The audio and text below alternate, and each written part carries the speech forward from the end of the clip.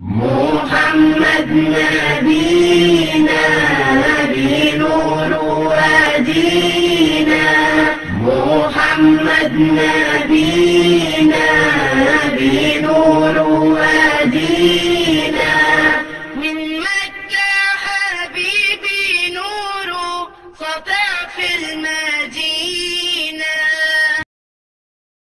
إن الحمد لله نحمده ونستعينه ونستغفره ونعوذ بالله من شرور أنفسنا ومن سيئات أعمالنا، من يهده الله فلا مضل له ومن يضلل فلا هادي له، وأشهد أن لا إله إلا الله وحده لا شريك له، وأشهد أن محمدًا عبده ورسوله. أما بعد فإن خير الحديث كتاب الله، وخير الهدي هدي محمد صلى الله عليه وسلم، وشر الأمور محدثاتها وكل محدثة بدعة وكل بدعة ضلالة وكل ضلالة في النار. أما بعد، قال الله تعالى في كتابه كما ورد في سورة آل عمران بعد أعوذ بالله السميع العليم من الشيطان الرجيم من همزه ونفخه ونفثه، لقد من الله على المؤمنين إذ بعث فيهم رسولا من أنفسهم يتلو عليهم آياته ويزكيهم ويعلمهم الكتاب والحكمة وإن كانوا من قبل لفي ضلال مبين. رب اشرح لي صدري ويسر لي أمري واحلل عقدة من لساني یفقہوا قولی. محترم عزیزان گرامی، اللہ عز و جل کی رحمتیں ہوں ہم سب پر، اور اللہ تعالی ہم سب کا یہاں پر آنا قبول فرمائے. رسول اللہ صلی اللہ علیہ وسلم کی حدیث، آپ کے ذات گرامی کا منصب اور کس حیثیت سے اللہ تعالیٰ نے نبی کریم صلی اللہ علیہ وسلم کو مبعوث کیا، بیان کرنے کے لیے ایک لمبا وقت درکار ہے. دنیا کا کوئی ایسا سبجیکٹ نہیں ہے، دنیا کی کوئی ایسی کتاب نہیں ہے کہ جس کو اگر نصاب میں شامل کر دیا گیا ہو تو اس کے لیے کسی استاد کا بندوبست نہ کیا گیا ہو. پاکستان کی مادری زبان اردو ہے، لیکن جب ہم اسکول کالج کے اندر اردو کا چیپٹر پڑھتے ہیں تو وہاں بھی ہمارے لیے ایک استاد کا بندوبست کیا جاتا ہے. یہ نہیں کہا جاتا کہ جی اردو زبان آپ کی اپنی مادری زبان ہے اور اس کے لیے استاد کی کوئی ضرورت نہیں ہے، خود کتاب اٹھائیے اور خود پڑھ لیجئے. یہ تو دنیا کا ایک عام سا قانون ہے.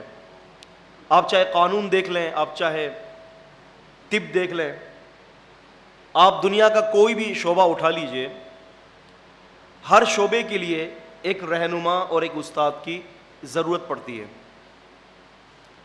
دنیا کے اندر سب سے اعلیٰ ترین کتاب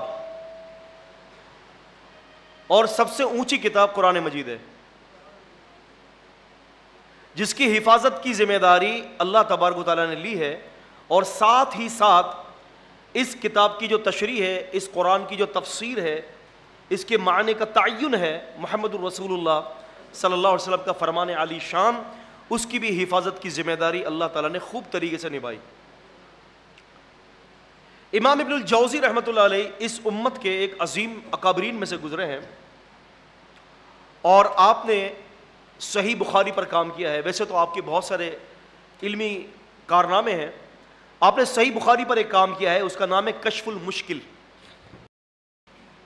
اس کے صفحہ نمبر 11 پر آپ لکھتے ہیں کہ قرآن مجید سے پہلے جتنی بھی کتابیں اللہ تعالیٰ نے نازل کی، اس کی حفاظت کی ذمہ داری علماء وقت پر تھی. وقت کے علماء اگر ٹھیک ہیں تو کتابیں ٹھیک ہوں گی، وقت کے علماء میں تبدیلی اور تغیرات پیدا ہوں گے تو ان کی کتابیں بھی تبدیل ہو گئیں. لیکن جب اللہ تعالیٰ نے قرآن اور حدیث کو نازل کیا، کشف المشکل جلد نمبر 1 اور صفحہ نمبر 11 پر امام ابن الجوزی رحمہ اللہ فرماتے ہیں کہ جب اللہ نے قرآن و حدیث کو نازل کیا تو پھر اس کی حفاظت کی ذمہ داری وقت کے علماء پر نہیں دی، بلکہ اس کی حفاظت کی ذمہ داری خود اپنے ذمے لے لی. اور سورہ حجر سورہ 15 کی ٹھیک آیت نمبر 9 پر یہ ارشاد ہوتا ہے کہ اِنَّا نَحْنُ نَزَّلْنَا الذِّكْرَ وَإِنَّا لَهُ لَحَافِظُونَ. ہم نے اتارا اس شریعت کو، ہم نے اتارا اس نصیحت کو، اور اس کی حفاظت کی ذمہ داری بھی ہمارے اوپر ہے. اس کی مکمل طور پر پروٹیکشن جو ہے وہ اللہ عز و جل کی ذمہ داریوں میں سے ایک ذمہ داری ہے کہ جس ذمہ داریوں کو اللہ تعالیٰ نے علماء وقت پر نہیں چھوڑا، کیونکہ یہ دین اسلام جو کتاب اور سنت کی صورت میں ہے، قیامت تک کے آخری شخص تک اللہ تعالیٰ کا پہنچانے کا وعدہ ہے.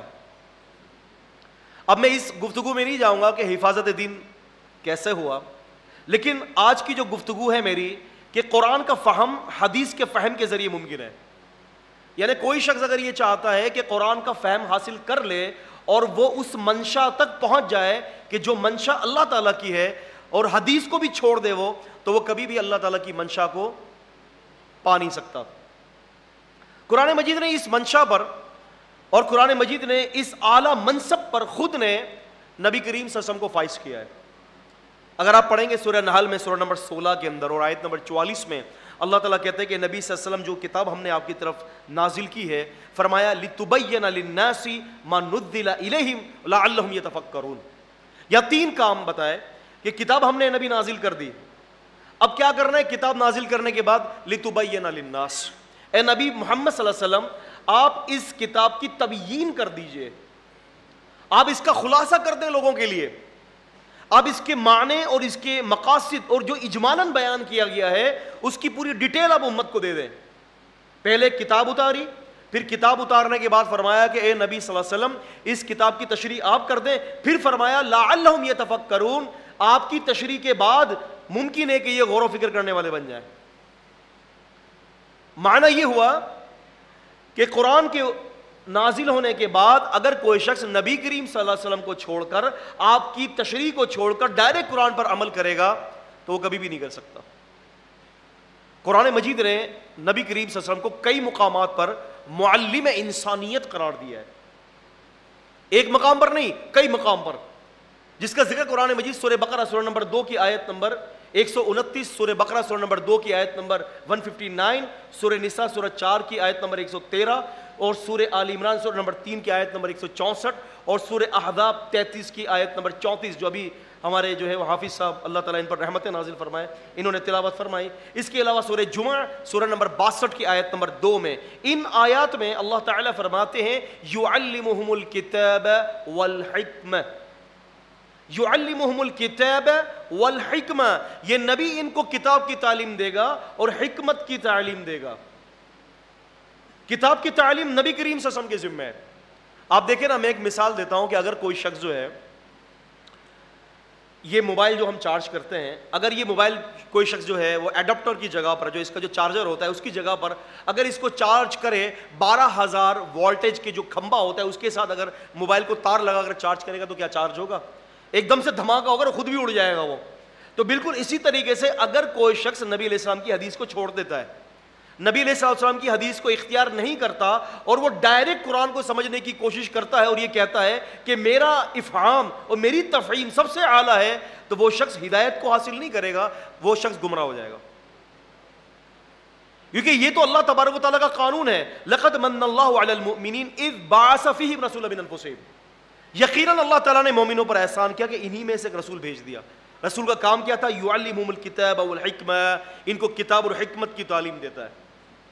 اب یہ کتاب تو نازل ہو گئی، حکمت کیا ہے؟ امام قرطبی، امام ابن جریر الطبری، تفسیر قاسمی اٹھا لیں، تفسیر ابن جریر طبری اٹھا لیں، امام ابو حاتم الرازی کی تفسیر اٹھا لیں، جتنی بھی متقدمین میں تفاسیر لکھی گئی ہیں تمام مفسرین اس مسئلے کے اوپر متفق ہیں کہ قرآن مجید کے ساتھ جو لفظ حکمت کا یہ لفظ استعمال کیا گیا ہے اس سے مراد محمد الرسول اللہ صلی اللہ علیہ وسلم کی ذات گرامی، ورنہ آپ قرآن مجید کی منشا کو نہیں پہنچ سکتے.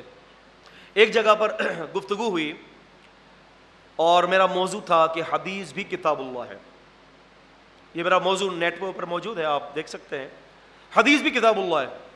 اور اس موضوع کے لیے میں نے دلیل پیش کی قرآن مجید سورہ توبہ سورہ نمبر 9 اور آیت نمبر 36، ان عدت الشہور عند اللہ 12 شہرا فی کتاب اللہ، کہ یقیناً اللہ کے نزدیک 12 مہینوں کی گنتی اللہ کی کتاب میں موجود ہے، اور فرمایا کہ منہا اربعۃ حرم، اس میں 4 مہینے حرمت والے بھی موجود ہیں، کیونکہ 4 مہینے حرمت والے مہینوں میں مسلمانوں کو لڑائی کے پہل کرنے کی اجازت نہیں ہے، آپ میدان جنگ کے اندر پہل نہیں کر سکتے۔ سورہ بقرہ سورہ نمبر 2 کی آیت نمبر 2 سے 16 میں یہ نبی علیہ السلام سے پوچھتے ہیں کہ یسألونک عن الشہر الحرام، یہ آپ صلی اللہ علیہ وسلم سے حرمت والے مہینوں کے بارے میں پوچھتے ہیں کہ کیا اس میں لڑنا چاہیے کہ نہیں لڑنا چاہیے، قل قتال فیہ کبیر، اے نبی صلی اللہ علیہ وسلم فرما دیں کہ اس میں لڑنا تو کبیرہ گناہ ہے، لیکن اللہ تبارک و تعالیٰ نے فرمایا کہ 12 مہینوں کی گنتی میری کتاب میں موجود ہے، اور اس میں پھر منہا اربعۃ حرم، اس میں 4 مہینے حرمت والے بھی ہیں، اور یہ پھر اللہ فرماتا ہے کہ ذالک دین القیم، یہ ایک مکمل ضابطہ حیات اور دین ہے۔ یہ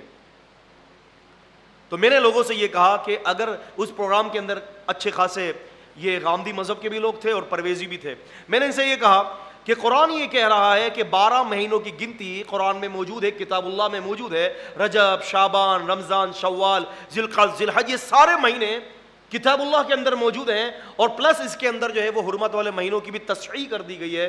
تو میں نے ان سے کہا کہ آپ ایک کام کیجئے کہ مجھے 12 مہینوں کی گنتی قرآن مجید سے نکال کر دے دیں کہ کون سا مہینہ کون سا حرمت والا مہینہ ہے، یہ 12 مہینے مجھے چاہیے۔ انہوں نے یہ کہا کہ میمن صاحب آپ ہمیں 1 مہینے کا وقت دے دیں، ہم 1 مہینے کے اندر آپ کو قرآن مجید سے یہ 12 مہینے کی گنتی دے دیتے ہیں۔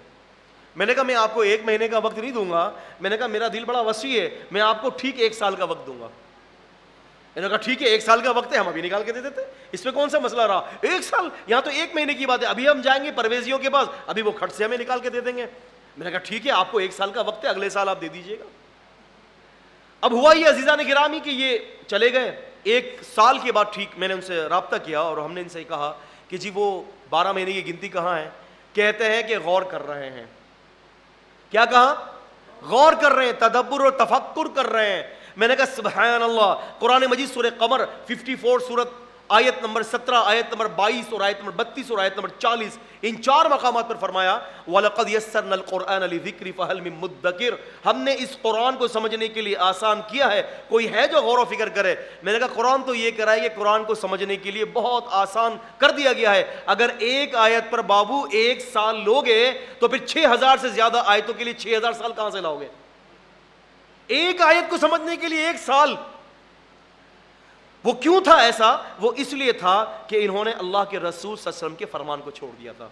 اللہ کے رسول صلی اللہ علیہ وسلم نے اپنی حدیث کے اندر ان 12 مہینوں کی گنتی بھی بتائی ہے، اور 12 مہینوں کی گنتی کے ساتھ ساتھ یہ بھی بتا دیا کہ اس میں 4 مہینے حرمت والے کون سے ہیں۔ آپ اگر پڑھیں صحیح بخاری کے اندر، صحیح بخاری کتاب التفسیر فتح الباری کے ساتھ جلد نمبر جو ہے 10 ہے، صفحہ نمبر 413 ہے، صحیح بخاری کتاب التفسیر فتح الباری کے ساتھ جلد نمبر 9 حدیث کا نمبر 4662، صحیح بخاری کتاب الصیام جلد نمبر 2 فتح الباری کے ساتھ، اور حدیث کا نمبر جو ہے 1898 اور 1899، صحیح بخاری کتاب الطب جلد نمبر 10 فتح الباری کے ساتھ انٹرنیشنل نمبرنگ کے مطابق حدیث کا نمبر جو ہے وہ ہے 5707، اور المنتظم لابن الجوزی، ابن جوزی کی المنتظم جلد نمبر 2 صفحہ نمبر 39، ان کتابوں کو اٹھاتے ہیں تو پتہ چلتا ہے کہ 12 مہینوں کی گنتی کی تصحیح اللہ کے رسول صلی اللہ علیہ وسلم نے اپنی حدیث میں کیا ہے۔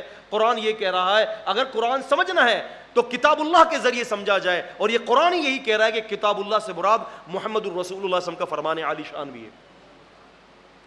آپ نہیں سمجھ سکتے بغیر حدیث و قرآن مجید۔ اگر آپ حدیث کو چھوڑتے ہیں تو آپ قرآن مجید کے مفہوم کو نہیں سمجھ سکتے۔ آپ دیکھیں نا، کیا صحابہ اکرام عربی نہیں جانتے تھے؟ کیا صحابہ اکرام کے اندر بڑے بڑے شاعر اور دیوان نہیں لکھے گئے؟ اعلیٰ قسم کے شاعر اور اعلیٰ قسم کے عربی جاننے والے لوگ تھے، کیونکہ ان کی اپنی مادری زبان تھی، اور صحابہ اکرام میں پڑھے لکھے لوگ تھے، لکھنا بھی جانتے تھے، پڑھنا بھی جانتے تھے۔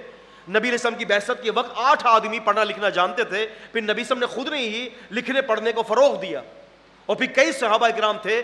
الحمدللہ میں نے اپنے مجلے کے اندر یہ پورا آرٹیکل دیا ہے کہ تقریباً 60 کے قریب کاتبین وحی تھے جو نبی علیہ السلام کے صحابہ نبی علیہ السلام کی حدیثیں لکھا کرتے تھے۔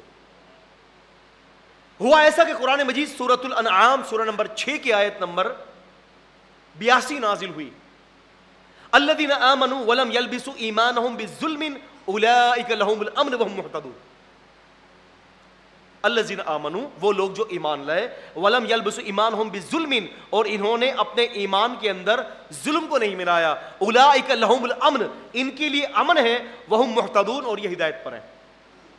جو لوگ ایمان لائے اور انہوں نے اپنے ایمان کے اندر اگر ظلم نہیں ملایا تو ان کے لیے امن ہے اور یہ لوگ ہدایت پر ہیں. امام بخاری رحمہ اللہ فرماتے ہیں صحیح بخاری کے اندر اور جلد نمبر 1 ہے کتاب الایمان چیپٹر نمبر 2 انٹرنیشنل نمبر کے مطابق حدیث کا نمبر 82 ہے 82 ہے. نبی کریم صلی اللہ علیہ وسلم کے صحابہ آتے ہیں نبی علیہ السلام کے پاس اور کہتے ہیں کہ اللہ کے رسول صلی اللہ علیہ وسلم قرآن یہ کہہ رہا ہے کہ جس نے اپنے اوپر ظلم نہیں کیا اس کے لیے نجات ہے, تو پھر ہم میں سے ایسا کون ہے جس نے اپنے اوپر ظلم نہ کیا ہو؟ ہر کوئی ایک دوسرے پر ظلم کرتا ہے, اپنے نفس پر ظلم کرتا ہے. اے اللہ کے نبی صلی اللہ علیہ وسلم کیا ہمارے لیے نجات نہیں ہے؟ آپ دیکھیں یہ سوال کرنے والے صحابہ اکرام تھے, چوٹی کے صحابہ اکرام. وہ چاہتے تو بیٹھ کر تفسیری معاملات خود کر لیتے, خود تعین کر لیتے, خود ڈھونڈ لیتے, خود قرآن کی منشا کو سمجھ لیتے, لیکن انہوں نے کہا کہ نہیں, قرآن مجید کی یہ اسکیم نہیں ہے. قرآن مجید سورہ نساء سورہ نمبر 4 آیت نمبر 59 کے اندر فرمایا گیا کہ یا ایھا الذین آمنوا اطیعوا اللہ واطیعوا الرسول واولی الامر منکم فان تنازعتم فی شیء فردوه الی اللہ والرسول. یہ اسکیم بتا دی گئی کہ اگر تمہارے اندر تنازع ہو جائے کسی بات کو تو اس مسئلے کو اللہ اور اس رسول کی طرف لوٹاؤ. امام ابن جریر الطبری ابن عباس رضی اللہ تعالی عنہما فرماتے ہیں کہ اللہ سے مراد قرآن ہے اور رسول سے مراد محمد صلی اللہ علیہ وسلم کا فرمان ہے. ان دونوں چیزوں کی طرف لوٹائیے. اب ہوا یہ کہ یہ لوگ نبی علیہ الصلوۃ والسلام کے پاس آتے اور کہتے ہیں کہ اللہ کے رسول یہ آیت سمجھا دیجئے, یہ لفظ ظلم سمجھ میں نہیں آ رہا. سبحان اللہ, صحابہ کو قرآن مجید سے لفظ ظلم سمجھ میں نہیں آیا اور اس کی منشا تک نہیں پہنچ سکے کہ یہاں پر اللہ کی منشا کیا ہے. اللہ کے رسول صلی اللہ علیہ وسلم نے فرمایا کہ بھائی یہاں سے مراد وہ ظلم نہیں ہے جو تم سمجھ رہے ہو, یہاں تو وہ ظلم ہے جو لقمان نے اپنے بیٹے سے وصیت کی تھی, جس کا ذکر سورۃ اللقمان کے اندر سورہ نمبر 31 کے اندر اور آیت نمبر 13 میں اللہ تعالیٰ فرماتے ہیں یا بنی لا تشرک باللہ ان شرک لظلم عظیم. بیٹے شرک مت کرنا, شرک بہت بڑا ظلم ہے. تعین کر دیا اللہ کے نبی صلی اللہ علیہ وسلم نے, آپ سے نے یہ بتا دیا. اب آپ دیکھیں نا, جہاں قرآن مجید محفوظ ہے وہاں پر عزیزان گرامی رسول اللہ صلی اللہ علیہ وسلم کی حدیث بھی محفوظ ہے, اور یہ حفاظت کا کیسا اعلیٰ معیار ہے. میں آپ کو کتنی اس پر باتیں بتا سکتا ہوں کہ حدیث کی بھی حفاظت ایسے ہی اللہ تعالیٰ کر رہا ہے جس طرح سے قرآن مجید کی حفاظت کر رہا ہے. اس کی وجہ یہ ہے کہ اگر حدیث مفقود ہو گئی, حدیث اگر غبار کے ساتھ لگ گئی تو پھر قرآن کی منشا قیامت تک کوئی نہیں سمجھ سکتا. آپ دیکھیں نا, نبی علیہ السلام نے مقوقس کو خط لکھا, مسند امام احمد کے اندر موجود ہے. مقوقس ایک بہت بڑا بادشاہ تھا, سردار تھا. نبی علیہ السلام نے مقوقس کو خط لکھا اور خط کے اندر نبی علیہ السلام نے اس کو اسلام کی دعوت دی. جب یہ خط صحابی نے لکھا, لکھتے کے ساتھ ہی ان کو یاد ہو گیا, کیونکہ صحابہ اکرام رضوان اللہ علیہم اجمعین کی اور خصوصاً جو عرب لوگ تھے ان کی میموری بڑی اسٹرانگ ہوا کرتی تھی. تو انہوں نے کیا کیا کہ خط لے کر جو ہے وہ مقوقس کے پاس پہنچے. اس نے کیا کیا, بوسہ وغیرہ دیا اور رکھ دیا, اور اتفاق دیکھیں, اللہ تعالیٰ کا کرنا دیکھیں کہ اسی وقت مقوقس کا خط گم ہو گیا. مقوقس بادشاہ کا خط گم ہو گیا, اور یہ صحابی نے, جس صحابی نے لکھا تھا, اس صحابی نے لکھتے کے ساتھ ہی اس کو یاد کر لیا. اب عزیزان گرامی, ڈاکٹر حمید اللہ کہتے ہیں کہ مصر کے اندر ایک جگہ کھد رہی تھی, تو وہ مقوقس کا خط جو نبی علیہ السلام کے دور میں گم ہوا تھا, 1900 عیسوی کی ابتدا کے اندر مصر کے اندر ایک جگہ کھدرے پر وہ مقوقس کا خط نکلا. اب مقوقس کا خط نکلا, اب چونکہ یہ مقوقس کا خط جو ہے ایک صحابی کے ذریعے مسند امام احمد بن حنبل کے اندر پہنچا یہ خط, تو انہوں نے یہ کہا ڈاکٹر حمید اللہ نے کہ ہمیں بڑی حیرانی ہوئی کہ یہ خط یہاں کہاں سے آیا. خیر اس خط کی تحقیق کی گئی تو یہ وہی خط تھا جو نبی کریم صلی اللہ علیہ وسلم نے لکھوایا تھا, اور اس کی جو کاپی جو تھی وہ مسند امام احمد کے اندر موجود ہے. انہوں نے کہا کہ جب ہم نے مسند امام احمد کے حدیث کے ساتھ اس کو ٹیلی کیا تو ہم حیرت زدہ رہ گئے کہ حدیث تو حدیث, ایک لفظ کے اندر بھی فرق نہیں تھا. اور میں یہاں بھی آپ کو یہ بھی بات بتاتا چلوں, ہمارے یہاں تو ایسا ہوتا ہے نا کہ اگر کوئی ڈاکیومنٹیشن کرتا ہے یا کوئی ڈاکیومنٹس لکھتا ہے تو ماسٹر کاپی اپنے پاس رکھتا ہے اور فوٹو کاپی آگے بھجوا دیتا ہے. لیکن نبی علیہ السلام جو بھی لکھا کرتے تھے اپنے پاس کچھ بھی نہیں رکھتے تھے, سب کا سب ماسٹر کاپی آگے بھجوا دیا کرتے تھے, اس لیے کہ نبی علیہ السلام کو اس بات کی مکمل طریقے سے جانکاری تھی کہ مجھے ماسٹر کاپی رکھنے کی کوئی ضرورت نہیں ہے, اس لیے کہ جو کچھ میں لکھوا رہا ہوں اس کی حفاظت آسمان سے ہو رہی ہے. اس کی حفاظت آسمان سے ہو رہی ہے. تو عزیزان گرامی لفظ یہاں پر ایک لفظ تھا, وہ صحابی سمجھ نہیں پائے. آپ دیکھیں نا کتنے ایسے مسائل ہیں, اگر کوئی شخص کہتا ہے کہ ہم قرآن مجید کو بغیر حدیث کے سمجھ سکتے ہیں تو وہ شخص جھوٹا ہے, وہ شخص اپنے دعوے کے اندر جھوٹا ہے. آپ کوئی آیت بھی, اگر کوئی آیت احکامی آیت ہے, بغیر حدیث رسول صلی اللہ علیہ وسلم کے اس کی صحیح منشا تک نہیں پہنچ سکتے. دوسری دلیل, قرآن مجید نے 4 چیزوں کو 4 جگہوں پر حرام کیا ہے. قرآن مجید نے 4 چیزوں کو 4 جگہوں پر حرام کیا ہے, جس کا ذکر سورہ بقرہ سورہ نمبر 2 آیت نمبر 172 173, سورہ مائدہ سورہ نمبر 5 کی آیت نمبر 3, سورہ انعام سورہ نمبر 6 کی آیت نمبر 145 اور سورہ نحل سورہ نمبر 16 کی آیت نمبر 115 کے اندر اللہ تعالیٰ یہ فرماتا ہے, جس کا ذکر سورہ بقرہ سورہ نمبر 2 کی آیت نمبر 172 میں ہے, انما حرم علیکم المیتۃ والدم ولحم الخنزیر وما اہل به لغیر اللہ فمن اضطر غیر باغ ولا عاد فلا اثم علیہ ان اللہ غفور رحیم او کما قال اللہ تعالی. فرمایا کہ انما حرم علیکم المیتۃ, بات یہ ہے کہ ہم نے تمہارے اوپر مردار کو حرام کر دیا ہے, والدم بہتے ہوئے خون کو حرام کر دیا ہے, ولحم الخنزیر خنزیر کا گوشت, فلیش آف سوائن, ہم نے آپ کے اوپر خنزیر کا گوشت حرام کر دیا ہے, وما اہل بہ لغیر اللہ, اور ہر اس جانور کو ہم نے آپ کے اوپر حرام کر دیا ہے کہ جس پر اللہ کے علاوہ کسی اور کا نام پکارا جائے, ذبح نہیں, کسی اور کا نام پکارا جائے. یہ 4 چیزیں اللہ تعالیٰ فرماتے ہیں ہم نے تمہارے اوپر حرام کر دیا ہے.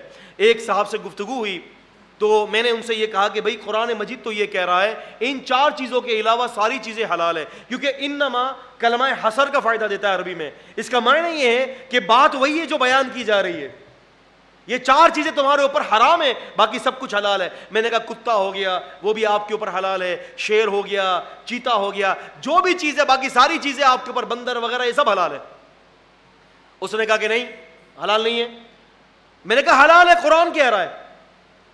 میں نے کہا قرآن کہہ رہا ہے کہ یہ ساری چیزیں آپ کے اوپر جو ہے وہ حلال ہے. پھر بات ہوئی گدھے کے اوپر, اور پھر بات ہوئی جناب علی دوسرے جانوروں پر. تو اس نے یہ کہا کہ بھی بات یہ ہے کہ اللہ تبارک و تعالیٰ نے جو ہے نا ان چوپایوں, ان جو جانور ہے نا گدھے کی مثال, ان گدھے کی مثال کو جو ہے اللہ تبارک و تعالیٰ نے جو ہے وہ کافروں کے ساتھ دیا ہے, اسی لیے جو ہے ہم گدھا نہیں کھاتے. تو پھر میں نے کہا کہ اللہ تبارک و تعالیٰ کہہ رہا ہے اولئک کالانعام بل هم اضل, یہ جو چوپائے ہیں ان کی مثال بھی اللہ تعالیٰ نے کافروں کے لیے دی ہے, تو اب تم جو ہے وہ حلال چوپائے کھانا بھی بند کر دو. یہ ساری چیزوں کی کون تفسیر کرے گا؟ قرآن یہ کہہ رہا ہے کہ یہ تمہارے اوپر صرف 4 چیزیں حرام ہیں, باقی ساری چیزیں تمہارے لیے حلال ہیں. لیکن لازمی سی بات ہے کہ حلال اور حرام کا تصور, خورد و نوش کے مسائل صرف ان 4 چیزوں کے اندر ملحق نہیں ہے.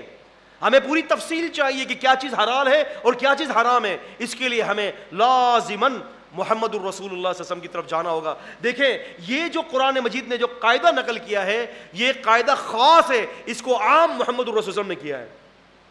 آپ نے فرمایا, نبی علیہ الصلوۃ والسلام فرماتے ہیں کہ ہر کچلی والا جانور تمہارے اوپر اللہ تعالیٰ نے حرام کر دیا ہے. ہر کچلی والا جانور حرام, کیونکہ قرآن کہہ رہا ہے لِتُبَيِّنَ لِلنَّاسِ مَا نُزِّلَ إِلَيْهِمْ. اے نبی صلی اللہ علیہ وسلم تو قرآن کی تفسیر کرے گا, تو قرآن کی تبیین کرے گا. اب نبی علیہ السلام یہ تبیین کر رہے ہیں کہ دیکھو ہر کچلی والا جانور اللہ تعالیٰ نے تمہارے لیے حرام کیا ہے. حرام کچلی کس کو کہتے ہیں؟ وہ جانور کہ جس کے سائڈ کے جو دانت ہوتے ہیں, جو پوائنٹر ہوتے ہیں, نوکدار نوکیلے ہوتے ہیں. اللہ تعالیٰ کے نبی صلی اللہ علیہ وسلم فرماتے ہیں کہ ہر وہ جانور تمہارے اوپر حرام کر دیا گیا ہے. اب آپ شیر دیکھ لیں, وہ جو ہے وہ پوائنٹر ہے اس کے دانت, آپ چیتا دیکھ لیں, آپ لپٹ دیکھ لیں, آپ جناب علی اس طرح سے بڑے بڑے جانور دیکھ لیں, نوکیلے جس کے بھی دانت ہوں گے وہ آپ کے لیے حرام کر دیے گئے. آپ نے فرمایا ہر وہ پرندہ جو اپنے پنجوں سے شکار کرتا ہے وہ اللہ تعالیٰ نے آپ لوگوں کے اوپر حرام کیا ہے. پتہ چل گیا ڈیٹیل قرآن مجید کی ایک آیت جو کسی خاص کیٹیگری پر تھی اس کو عام محمد الرسول اللہ صلی اللہ علیہ وسلم نے کر دیا, اس کو اللہ کے نبی صلی اللہ علیہ وسلم نے جو ہے عام کر دیا اور امت کو بتا دیا کہ دیکھو اگر تم اپنے دماغ سے چلو گے تو پھر تم اللہ تعالیٰ کی منشا کو نہیں سمجھ سکتے. قرآن مجید نے ایک حکم نازل کیا کہ روزہ کب رکھا جائے اور افطار کب کیا جائے. روزہ کب رکھا جائے اور افطار کب کیا جائے, جس کا ذکر سورہ بقرہ سورہ نمبر 2 کی آیت نمبر 107 کے اندر ہے.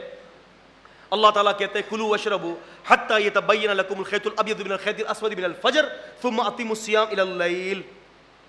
کہ روزہ رکھو، افطاری کرو، کھاؤ اور پیو، یہاں تک کہ کالا دھاگا سفید دھاگے سے الگ نہ ہو جائے اور سفید دھاگا کالے دھاگے سے الگ نہ ہو جائے۔ یہ آیت کا جب نزول ہوا تو نبی علیہ السلام کے ایک صحابی، عربی صحابی تھے، سیدنا عدی رضی اللہ تعالی عنہ، امام بخاری رحمۃ اللہ علیہ ذکر فرماتے ہیں صحیح بخاری کے اندر اور فتح الباری کے ساتھ، یہ جلد نمبر 9 ہے، کتاب التفسیر ہے، اور انٹرنیشنل نمبرنگ کے مطابق حدیث کا نمبر ہے 4015 4015، یہ انٹرنیشنل نمبرنگ کے مطابق یہ نمبر ہے۔ نبی کریم صلی اللہ علیہ وسلم کے یہ صحابی سیدنا عدی رضی اللہ تعالی عنہ نے 2 دھاگے لے لیے۔ میں بہت زیادہ ہی علمی گفتگو نہیں کروں گا، اس کے اوپر ذیل میں بڑی مباحثات ہیں، لیکن چونکہ کوشش کرنی ہے کہ ایسی گفتگو ہو کہ آپ میری بات کو سمجھ لیں۔ 2 دھاگے لے لیے اور 2 دھاگے تکیے کے نیچے رکھے اور رات بھر اٹھتے رہے کہ پتہ نہیں یہ دھاگا کب سفید ہوگا، کب کالا ہوگا، کب سفید ہوگا، کب کالا ہوگا۔ رات گزار دی اور فجر نبی علیہ السلام کے ساتھ پڑھی، کہا کہ اللہ کے رسول، قرآن یہ کہہ رہا ہے کہ کھاؤ اور پیو یہاں تک کہ سفید دھاگا کالے دھاگے سے الگ نہ ہو جائے۔ میں نے اللہ کے نبی صلی اللہ علیہ وسلم اپنے تکیے کے نیچے 2 دھاگے رکھ لیے، یہ دونوں دھاگے نہ سفید ہو رہا ہے نہ کالا ہو رہا ہے۔ اللہ کے نبی صلی اللہ علیہ وسلم قرآن تو یہ کہہ رہا ہے 2 دھاگے ہیں اور میں نے 2 دھاگے رکھے، نہ کالا ہو رہا ہے نہ سفید ہو رہا ہے۔ اللہ کے نبی صلی اللہ علیہ وسلم ہنس پڑے، سبحان اللہ، نبی صلی اللہ علیہ وسلم ہنس پڑے اور آپ نے فرمایا عدی کیا ہی بات ہے کہ تمہارا تکیہ اتنا وسیع ہے کہ تمہارے تکیے کے نیچے یہ 2 دھاگے آ گئے۔ آپ نے فرمایا یہاں سے وہ 2 دھاگے مراد نہیں ہیں جو تم سمجھ رہے ہو، بلکہ یہاں سے وہ دھاگا مراد ہے جو مغرب کے وقت آسمان کے کنارے پر جو کالی سیاہی چھاتی ہے، آپ سے سب نے فرمایا کالے دھاگے سے مراد یہ ہے، اور جب فجر کے وقت جو ہے آسمان کے کنارے پر سفیدی چھا جاتی ہے، سفید دھاگے سے مراد یہ ہے۔ ہمیں یہ بات پتہ چل گئی کہ یہاں سے مراد کیا ہے۔ آپ دیکھیں نا، پرویز بہت کوشش کی اس نے قرآن کی تفسیر کی، جہاں پر قرآن مجید نے یہ ذکر کیا ہے کہ خنزیر کا گوشت تمہارے اوپر حرام ہے، پرویز نے لکھا کہ خنزیر سے مراد خنزیر ہے۔ دوسرا منکرین حدیث ابلاغ القرآن لاہور والے، وہ بھی منکرین حدیث ہے، یہ طلوع اسلام، وہ ابلاغ القرآن، دونوں حدیثوں کو نہیں مانتے۔ وہ کیا کہہ رہا ہے؟ لحم الخنزیر سے مراد کہتے ہیں کہ غدود ہے۔ ایک کہہ رہا ہے خنزیر کا گوشت منکر حدیث، ایک کہہ رہا ہے منکرین حدیث غدود ہے وہ۔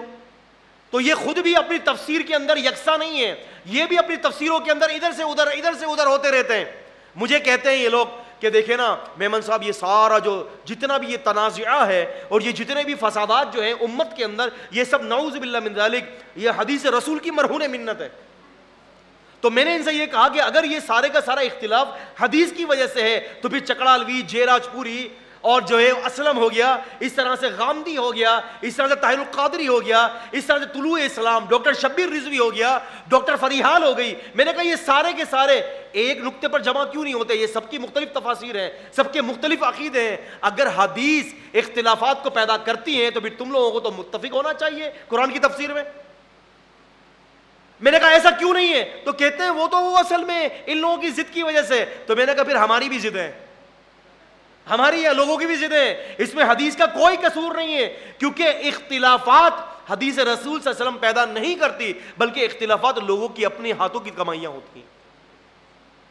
اس پر بھی ایک تفصیلی گفتگو کی جا سکتی ہے کہ صحابہ اکرام نے کس طرح سے اختلافات کو ختم کیا اور کس طرح سے نبی کریم صلی اللہ علیہ وسلم کی طرف رجوع کیا۔ عزیزان گرامی، بات یہاں پر ایک یہ بھی بڑا اہم ترین مسئلہ ہے کہ ہم اصل جگہ پر جو ہے وہ رجوع نہیں کرتے، ہم ادھر کی ادھر ٹھوئیاں مارتے ہیں، ٹھامک ٹھوئیاں مارتے ہیں، کبھی ادھر جاتے ہیں، کبھی ادھر جاتے ہیں، کبھی ادھر جاتے ہیں۔ اصل جگہ پر دین جہاں ہے، آپ ادھر جائیں گے تو آپ کو اصل دین ملے گا۔ دیکھیں حافظ ابن حجر رحمۃ اللہ علیہ اسقلانی جو ہیں شارح صحیح بخاری، آپ نے کتاب لکھی ہے الاصابہ فی تمییز الصحابہ، انٹرنیشنل نمبرنگ کے مطابق 7687 ترجمہ نمبر ہے ایک شخص کا، اس کا نام ہے کعب بن ماطع رحمۃ اللہ علیہ۔ کعب بن ماطع 867687، یہ انٹرنیشنل نمبرنگ ہے۔ کعب بن ماطع نبی علیہ الصلوۃ والسلام کی دور کے اندر حیات تھے۔ ہوا یہ کہ سیدنا ابو بکر رضی اللہ تعالیٰ عنہ کا دور آیا، اس وقت یہ ابو بکر رضی اللہ تعالیٰ عنہ کے پاس آئے، اور یہ تقریباً تمام جو ہے وہ مورخین متفق ہیں کہ یہ سیدنا عمر یا پھر عثمان رضی اللہ تعالی عنہما کے دور میں مسلمان ہوئے. خیر جب یہ مسلمان ہوئے تو ابو بکر رضی اللہ تعالیٰ عنہ کے بعد جو صحابہ تھے انہوں نے ان سے پوچھا کہ آپ تو نبی علیہ السلام کے دور میں تھے, آپ مسلمان کیوں نہیں ہوئے؟ آپ مسلمان ہو جاتے تو صحابی کا شرف آپ کو مل جاتا. انہوں نے یہ کہا کہ میرے والد صاحب زندہ تھے اس دنوں جب نبی کریم صلی اللہ علیہ وسلم حیات تھے, اور میرے والد صاحب یہودیوں کے بہت بڑے عالم تھے, اور انہوں نے ایک زبردست قسم کی 2 کتابیں لکھی تھی, اور مجھے کہتے تھے کہ بیٹا کعب تم کبھی بھی تورات مت پڑھنا, کبھی بھی تورات مت پڑھنا, جب بھی تمہیں اسٹڈی کا دل چاہے تو میری لکھی ہوئی کتابیں پڑھ لینا, اصل کتاب کی طرف کبھی بھی نہیں جانا. حتیٰ کہ نبی کریم صلی اللہ علیہ وسلم اس دنیا سے تشریف لے گئے تب تک میں نے جو ہے تورات اصل نہیں پڑھی, بلکہ میں اپنی باپ کی لکھی ہوئی کتاب کو پڑھتا رہا, یہاں تک کہ میرے والد کا بھی انتقال ہو گیا, اور سیدنا عبداللہ بن سلام رضی اللہ تعالیٰ عنہ مسلمان ہو چکے تھے, اور وہ بھی یہودیوں کے ایک بہت بڑے عالم دین تھے, جیسے کہ کما فی صحیح البخاری و فی روایت اخری, دوسری روایت کے اندر موجود ہے. وہ کہتے ہیں کہ میرے ذہن کے اندر یہ بات آئی کہ یار یہ مسلمان ہو گئے اور میرا باپ مجھے کہہ رہا ہے کہ تورات مت پڑھو, ایسی کیا بات ہے تورات کے اندر, کیا لکھا ہوا ہے؟ کہتے ہیں کہ نبی علیہ السلام کے انتقال کے بعد میں نے اصل کتاب کی طرف رجوع کیا, اصل کی طرف رجوع, آپ سمجھ رہے ہیں نا, کہتے ہیں اصل کی طرف رجوع کیا. جیسے میں نے تورات کھولی تو تورات کھولنے کے ساتھ ہی میں نے محمد الرسول اللہ صلی اللہ علیہ وسلم کی صفتیں پائی ہیں, اس کے اندر وہ نبی ہوگا, اس نبی کی یہ صفتیں ہوں گی, وہ نبی یہ ہوگا, اس کا نام فارقلیت ہوگا, وہ نبی محمد ہوں گے صلی اللہ علیہ وسلم.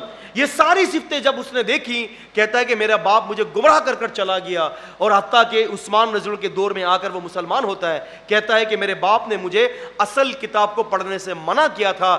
یہاں سے یہ نقطہ نکلتا ہے کہ اگر ہدایت کو حاصل کرنا ہے تو ان تفسیروں سے حاصل نہ کیا جائے, بلکہ ڈائریکٹ قرآن یا پھر محمد الرسول کا فرمان پڑھا جائے, وہاں سے آپ کے لیے ہدایت کے فیصلے کر دیے جائیں گے. تو عزیزان گرامی بات یہ ہے کہ صحابہ اکرام رضوان اللہ علیہم اجمعین, ایک صحابی لفظ خیط کا مطلب نہیں سمجھ سکے. لفظ خیط کا مطلب کیا ہے؟ کیونکہ قرآن مجید نے یہ فرمایا کہ یعلمہم الکتاب والحکمہ, اس کتاب کی تعلیم تو محمد الرسول اللہ صلی اللہ علیہ وسلم آپ کو خود دیں گے. آپ دیکھیں نا قرآن مجید کے اندر یہ بات کا ذکر ہے, اس کا ذکر ہے سورہ مائدہ میں سورہ نمبر 5 میں اور آیت نمبر 38 میں, السارق والسارقہ فاقطعوا ایدیہما, کہ جو چور ہو یا جو چورنی ہو, اللہ تعالیٰ فرماتے ہیں فاقطعوا ایدیہما, ان دونوں کے ہاتھوں کو کاٹ دیا جائے, جزاء بما کسبا, اور یہ بدلہ ہے جو انہوں نے کمایا. اب اگر آپ حدیث کو چھوڑ دیتے ہیں اور صرف قرآن کے حوالے سے یا قرآن کو سمجھنے کے لیے لغت کی کتابیں اٹھاتے ہیں, تو اب آپ دیکھیں قرآن مجید کے اندر اللہ تعالیٰ فرماتا ہے کہ ایدیہما, اید ید, عربی میں ید کہتے ہیں ہاتھ کو, ان کے ہاتھوں کو کاٹ دیا جائے. اس کندھے سے, اس کندھے کی اس ہڈی سے لے کر, اس کوہنی سے لے کر یہاں تک جو ہے عربی کے اندر ہاتھ کا اطلاق ہوتا ہے, یہ ساری چیزیں ہاتھ کے اندر شامل ہے. اب بتایا یہ جائے کہ اللہ تعالیٰ کہہ رہا ہے ہاتھ کو کاٹ دیا جائے. کہاں سے کاٹا جائے ہاتھ کو؟ کندھے سے کاٹا جائے, کوہنی سے کاٹا جائے, کلائی سے کاٹا جائے, کس جگہ سے کاٹا جائے؟ یہ لفظ ایک اجمالاً ہے, ایک اجمالاً حکم کر دیا گیا ہے. اس کو تفصیلی ذکر ہمیں کون بتائے گا کہ اللہ تعالیٰ کی منشا کیا ہے؟ یہاں پر محمد رسول اللہ صلی اللہ علیہ وسلم بتائیں گے. اللہ کے رسول صاحب نے فرمایا کہ جب چور چوری کرتا ہے ربع دینار کے حوالے سے, تو پھر نبی علیہ الصلوۃ والسلام فرماتے ہیں کہ اس کا ہاتھ کلائی سے کاٹا جائے, کلائی سے, کلائی سے کاٹا جائے. اب بات یہ ہے کہ قرآن مجید کو سمجھنے کے لیے اگر حدیث رسول صلی اللہ علیہ وسلم کو چھوڑ دیا جائے تو پھر قرآن مجید نہیں سمجھ سکتے آپ, قرآن مجید کا فہم نہیں ہو سکتا. آپ دیکھیں نا, میں نے ابھی آپ سے یہ کہا کہ ہر چیپٹر کے لیے استاد کا ہونا ایک کمپلسری ہے. انگریزی دیکھ لیں, اردو دیکھ لیں, آپ دنیا کی کوئی بھی چیپٹر دیکھ لیں, کوئی بھی زبان دیکھ لیں, استاد کا ہونا ضروری ہے. لیکن ان منکرین حدیث کو تو رسول اللہ صلی اللہ علیہ وسلم کو اللہ تعالیٰ نے استاد بنایا پورے عالم کا. انہوں نے نبی علیہ السلام کو استاد کے منصب سے ہٹا کر نعوذ باللہ صرف نبی علیہ السلام کو پوسٹ مین بنا دیا کہ آپ آئے اور آپ نے اللہ تعالیٰ کا خط دیا اور آپ تشریف لے گئے, بس. اذان گرامی, کہنے سے مراد یہ ہے کہ رسول اللہ صلی اللہ علیہ وسلم کی جو ذات گرامی ہے، اللہ کے رسول صلی اللہ علیہ وسلم کا جو منصب ہے، اس منصب کو سمجھیے کہ نبی صلی اللہ علیہ وسلم نعوذ باللہ من ذالک پوسٹ میں نہیں تھے، بلکہ اللہ کے نبی صلی اللہ علیہ وسلم خاتم النبیین تھے. آپ صلی اللہ علیہ وسلم کے نکلتے زبان سے ایک ایک لفظ اللہ تعالیٰ کا دین ہے. آپ نبوت کو ذرا سمجھیے. آپ دیکھیں، میں آپ کو چھوٹی چھوٹی مثالیں دیتا ہوں جو انشاءاللہ تعالیٰ بہت اچھے طریقے سے یہ بات سمجھ میں آئے گی.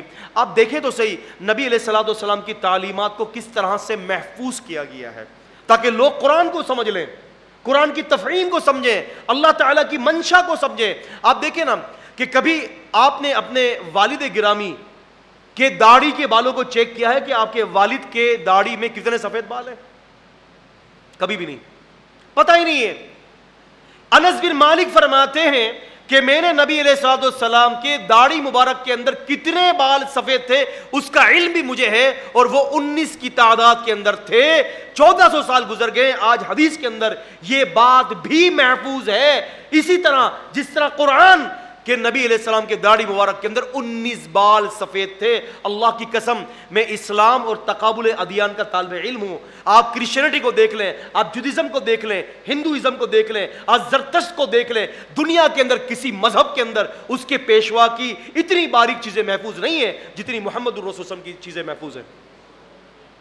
صحابی فرماتے ہیں کہ نبی علیہ السلام وضو فرما رہے تھے، فَيَقُولُ عَا، وضو کرتے وقت آپ آواز نکال لیتے آ کی، کیونکہ مسواک آپ کافی اندر تک داخل فرما رہے تھے. لفظ آ کو بھی قیامت تک کے لیے محفوظ کر دیا گیا ہے.